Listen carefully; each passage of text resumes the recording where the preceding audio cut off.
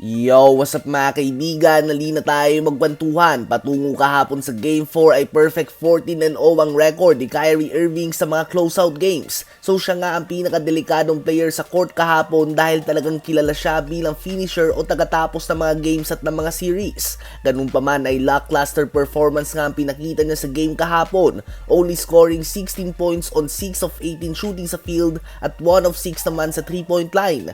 2 rebounds lang din siya at 4 assists at may kasama din ito na 4 turnovers. Sa first 3 games din ng West Finals ay nag-average siya ng 27.7 points, 4.7 rebounds, and 4 assists per game on 52% shooting sa field. Hindi nga siya gaanong naaapektuhan ang depensa ni Anthony Edwards sa first 2 games. Noong Game 3 ay nag-adjust ang Timberwolves at nilagay nila si Mike Conley kay Kyrie Irving at nanatili naman si McDaniels kay Luka. At same result nga ito, dominante pa din ang star duo ng Mavs. Subalit noong Game 4 ay si McDaniels nga nilagay nila kay Kyrie Irving, si Edwards kay Luka at si Conley naman kay Derrick Jones Jr. na madalas ay nasa corner lamang. Si McDaniels nga ay masyadong manipis para kay Luka, subalit tiyak na mahaba siya para kay Kyrie Irving. Kung si KD nga at Jamal Murray na di hamak mas malaki kay Kyrie ay sobrang nahirapan, hindi imposible na ito din ang sitwasyon kay Irving. Imposible nga na ma-stop ang magaling na mga players sa tulad ni Kyrie. Ang goal nga ay ang pahirapan sila at mukhang ang adjustment na ito ay may kakayahan na gawin ito.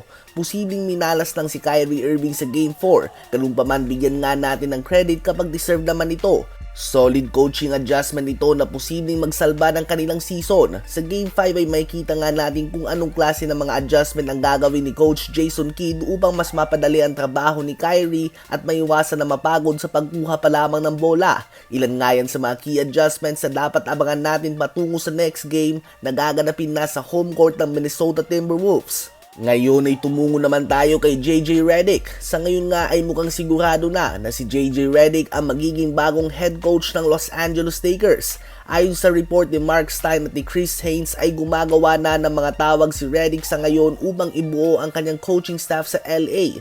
Dahil kung maaalala nyo nga ay hindi lamang si Darvin Ham ang pinatalsik ng Lakers, kundi pati na din ang mga assistant coaches nito. Inaasahan na gagawa ang Lakers ng announcement matapos ang NBA Finals kung saan si Redick pa nga ang mag-cover bilang commentator/analyst. Lumabas din ang balita na ito matapos sa bigyan ng 5-year $70 million contract extension ng Clippers si Coach Ty Lue.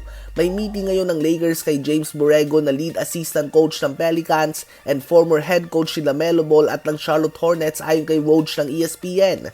Ganun pa man, sa ngayon nga ay almost 90% sure na ang sharpshooter, kaibigan at kapodcast ni LeBron James si JJ Redick ay on the way na bilang ang bagong head coach ng Lakers. Ano ba ang masasabi nyo tungkol dito?